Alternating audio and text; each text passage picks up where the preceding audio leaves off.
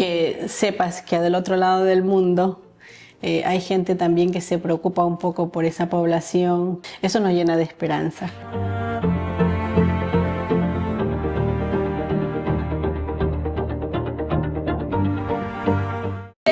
Cuando yo diga que no me levanten la mano ni me levanten la voz.